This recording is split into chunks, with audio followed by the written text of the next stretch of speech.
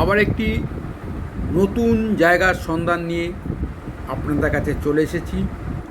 নতুন বললে ভুল হবে, আপনাদের খুব পরিচিত জায়গা। হ্যাঁ, আপনি ঠিকই বলেছেন। এটা হলো কথা সাহিত্যিক শরৎচন্দ্র চট্টোপাধ্যায়ের বসতভিটে। আজ আমি কথা সাহিত্যিক শরৎচন্দ্র চট্টোপাধ্যায়ের বসতভিটে দেখে আমি চলে যাব রূপনারায়ণ নদীর ধারে রূপসীর রূপনারায়ণ কুঠিতে। দেখুন সেটা।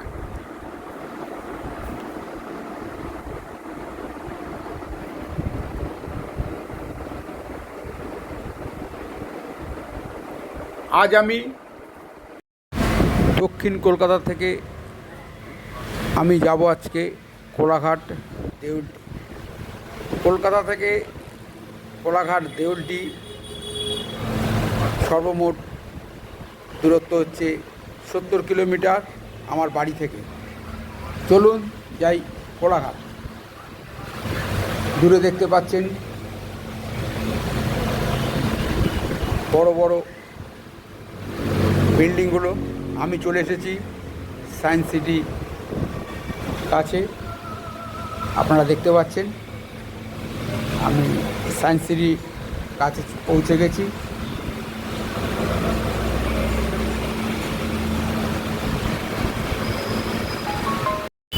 বিল্ডিংগুলো পার হলেই বাঁদিকে পড়বে সায়েন্স সিটি।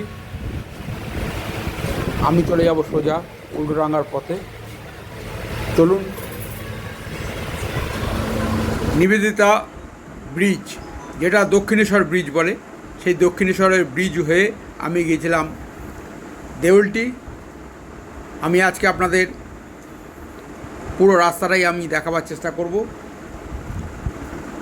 চলুন। আমার বাঁদিকের রাস্তাটা, ব্রিজটা যেটা চলে যাচ্ছে মা ফ্লাইওভার হয়ে, এটা চলে যাবে পার্ক সার্কাস হয়ে রবীন্দ্র সদন। আমি যাব সোজা উল্টোডাঙ্গার পথে। উল্টোডাঙ্গা হয়ে আমি যাব ডানলপ। আমার উপরে দেখতে পাচ্ছেন যে ব্রিজটি, সেটা চলে যাচ্ছে উপর দিয়ে মা ফ্লাইওভার হয়ে পার্ক সার্কাস হয়ে চলে যাবে রেড রোডের কাছে।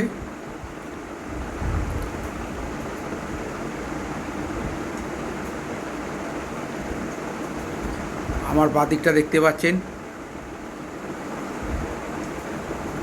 বড় বড় বিল্ডিং, হোটেল।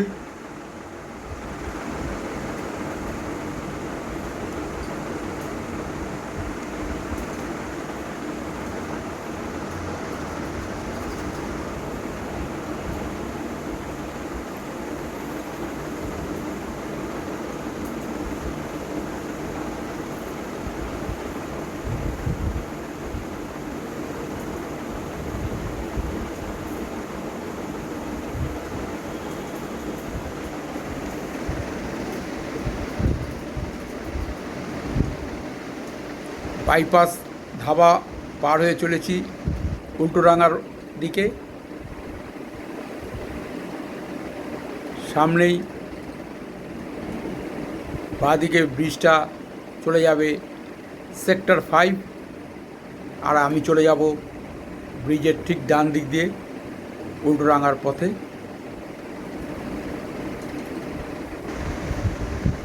এই বাঁদিকের ব্রিজটা চলে যাচ্ছে সেক্টর 5, আমি যাব সোজা উল্টোডাঙ্গা।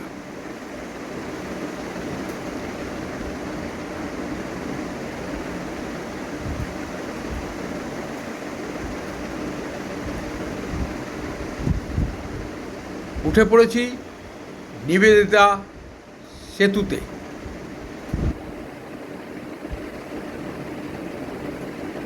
আমার ঠিক ডান দিকে পড়বে দক্ষিণেশ্বরের মন্দির।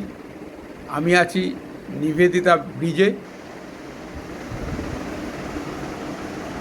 আমার ডান দিকটা পড়ছে দক্ষিণেশ্বরের মন্দির।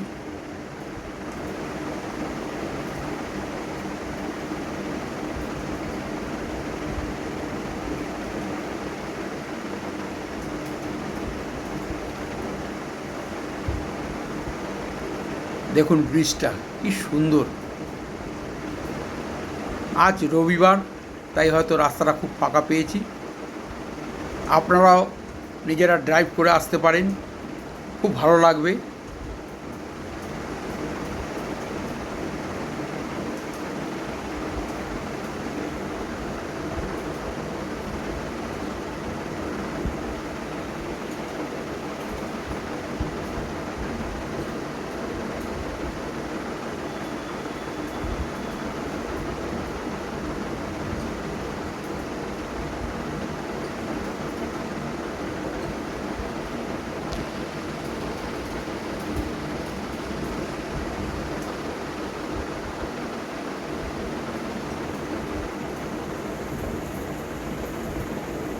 খুব সুন্দর রাস্তা, দেখতেই পাচ্ছেন। মাঝখানে ছোট ছোট ফুলের গাছ আর দুধারে রাস্তা। বর্ষা এলে আপনারা এই গাছগুলো দেখতে পারবেন, পুরো সবুজ, খুব সুন্দর লাগবে। রাস্তাটা দেখুন।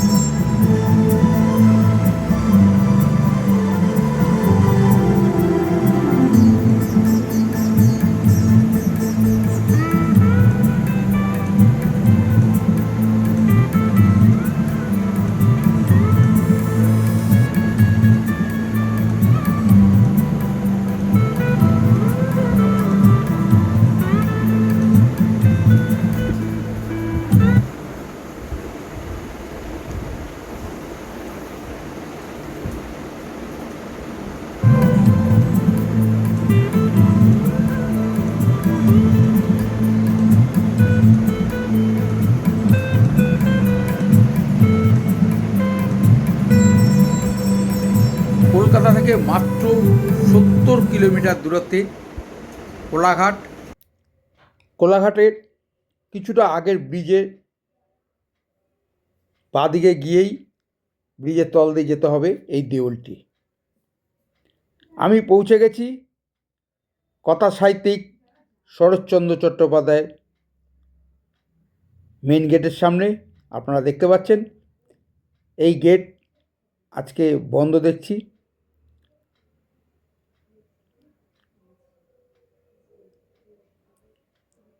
গেটের বাইরে দিয়ে আমি ছবিটা তুলে ধরার চেষ্টা করছি। আজকে এই গেট বন্ধ। আমার যেতে হবে, একটু এগিয়ে চলুন। এগিয়ে গিয়ে ডান দিকে গেলেই আপনি আরেকটি গেট পাবেন, সেই গেট দিয়ে আপনি প্রবেশ করতে পারবেন। চলুন আস্তে আস্তে এগিয়ে যাই প্রবেশদ্বারের দিকে।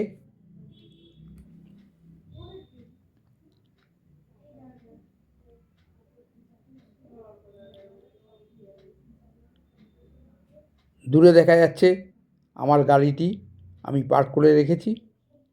আর ঠিক এই গেটটি হচ্ছে প্রবেশদ্বার, এখান থেকে প্রবেশ করতে হবে।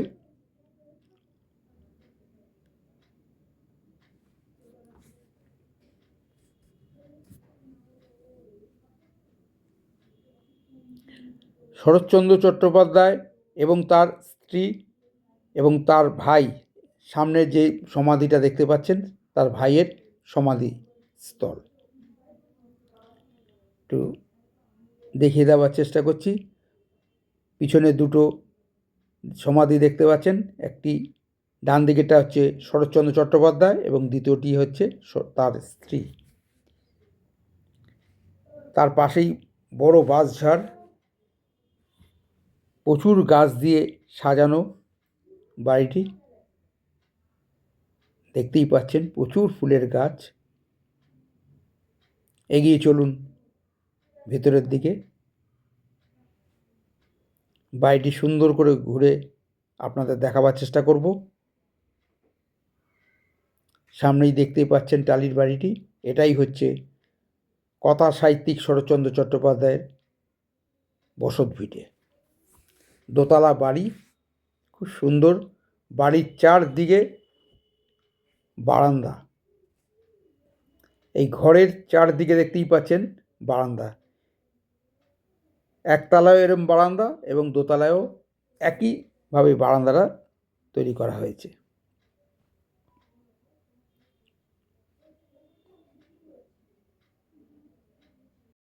চলুন তার ঘরের দিকে এগিয়ে যাওয়া যাক, যেখানে বসে তিনি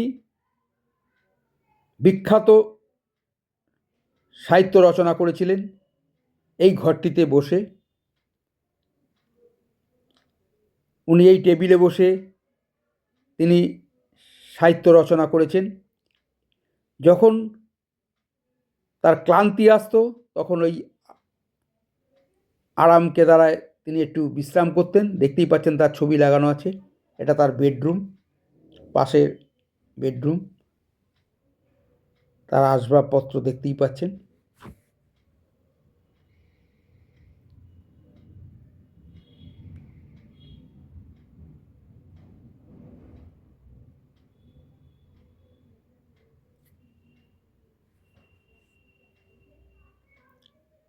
তার ঠাকুর ঘর।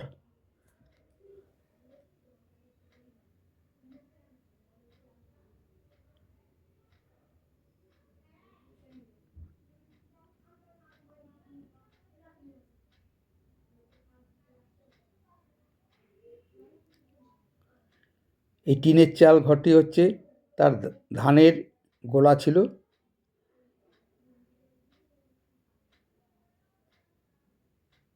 চলুন ওপরের দিকে যাওয়া যাক। লাল সিঁড়ি বেয়ে উপরের দিকে চলুন।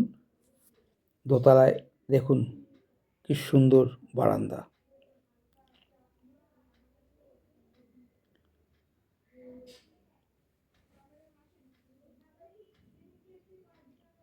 তার বাড়িতে একটি তার মূর্তি বসানো আছে, দেখতেই পাচ্ছেন।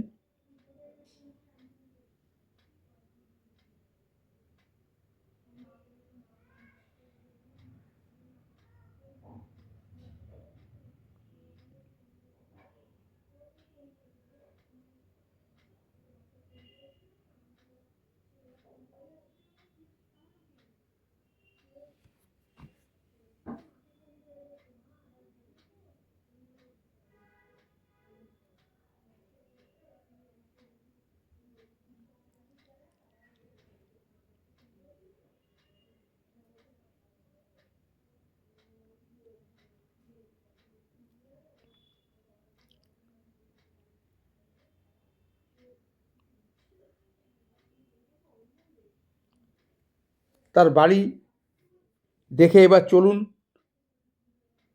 রূপনারায়ণ নদীর পাড়ে, যেখানে শীতকালে বহু লোকের সমাগম হয়। এখানে পিকনিক করতে আসা বহু লোক এখানে পিকনিক করে যান।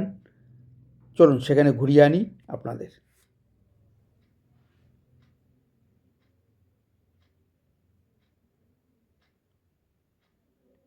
আপনারা শীতকালে এসে এখানে পিকনিক করতে পারবেন। সামনে দেখতেই পাচ্ছেন নীল সাদা রুমটা, এটা হচ্ছে বাথরুম। অসুবিধা হবে না বাথরুমের। এগিয়ে চলুন রূপনারায়ণ নদীর পাড়ে।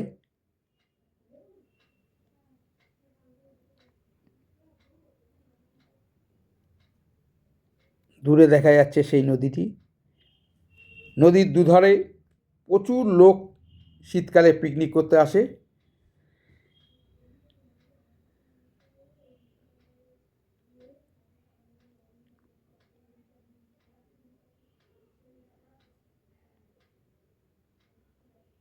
আজকের ওয়েদার খুব সুন্দর, পুরো মেঘলা ওয়েদার। দেখুন রূপনারায়ণ নদী, ওদিকে পিকনিক করার জায়গা।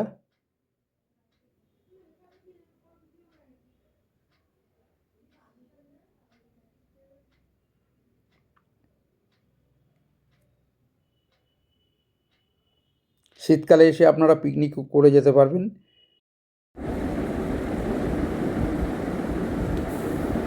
চলুন কোলাঘাট ব্রিজ আমি ঘুরে ওপার থেকে আবার ব্যাক করে এসে আমি চলে যাব রূপসী রূপনারায়ণ কুঠিতে, যেটা সোনার বাংলার গায়েই ঠিক এই হোটেলটা ঠিক রূপনারায়ণ নদীর পাড়েই অবস্থিত। আমি আপনাদের দেখাবো, চলুন একটু কোলাঘাটটা ঘুরে নিই। ব্রিজটা দেখাবার চেষ্টা করছি। দেখুন, আমার বাঁদিকে রেল ব্রিজ আপনারা দেখতে পাচ্ছেন।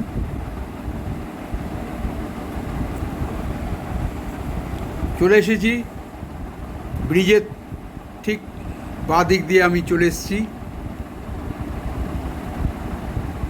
রূপনারায়ণ নদীর পাড় দিয়ে। দেখতেই পাচ্ছেন আমার ডান দিকে নদীটি, একটু সরু রাস্তা, আপনারা বুঝতেই পারছেন, খুব সরু রাস্তা। চলেছি রূপনারায়ণ কুঠির দিকে।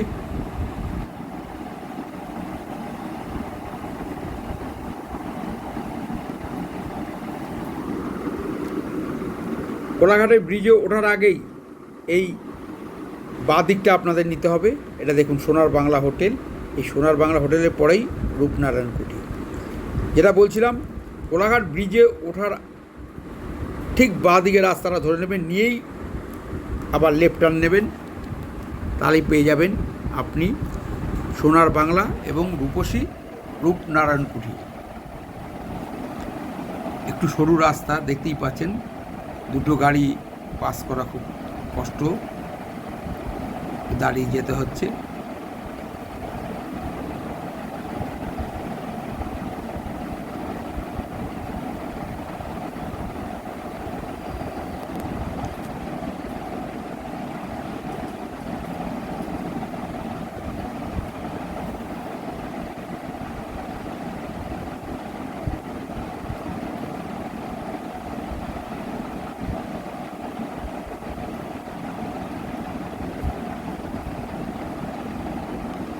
আমি পৌঁছে গেছি প্রায়। এই গেটটাই হচ্ছে রূপসী রূপনারায়ণ কুঠির গেট। আমি গেট দিয়ে প্রবেশ করব। চলুন ভেতরে।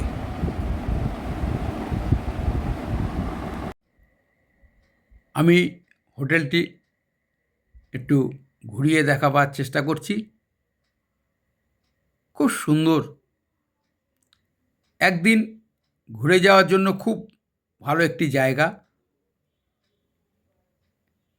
নদীর পাড়ে এত সুন্দর জায়গা, ফুরফুরে হাওয়া, ওয়েদারটা খুব ভালো পেয়েছিলাম। একদমই রোদ ওঠেনি, মেঘলা মেঘলা ওয়েদার, খুব ভালো লেগেছে আমাদের।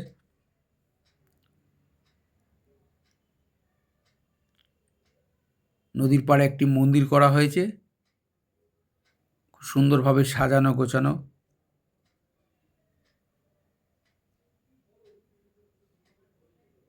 দেখুন,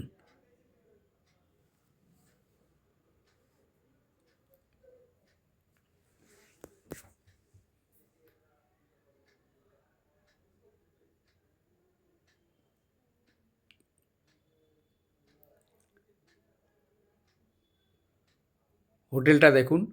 হোটেলে সুইমিং পুল আছে, আপনারা এসে থেকেও যেতে পারেন। এখানকার রুম ভাড়া হচ্ছে মিনিমাম 6,000 থেকে শুরু। তারপরে আপনার পছন্দ মতো আপনি যেটা নিতে পারেন নেবেন। কিন্তু খুব সুন্দর জায়গা, একদিনের জন্য খুবই ভালো লাগবে।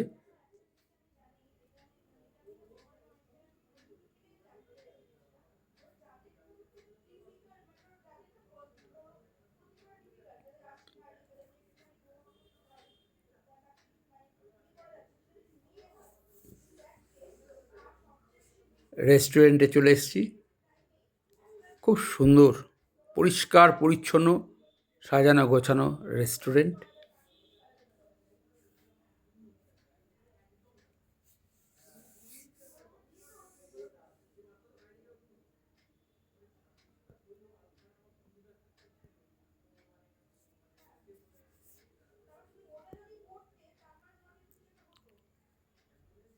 আমরা লাঞ্চ করার জন্য বসে পড়েছি।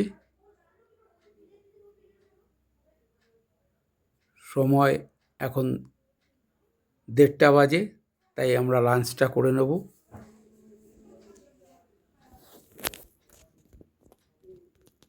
লাঞ্চ করেই আমরা বেরিয়ে পড়ব। আমরা বেরিয়ে পড়েছি বাড়ির উদ্দেশ্যে। আমার বাঁদিকে রূপনারায়ণ নদী, সামনে দেখতে পাচ্ছেন কোলাঘাটের ব্রিজটা। যাই হোক, ভিডিও আর বেশি বড় করব না। যারা এখনও আমার এই ভিডিও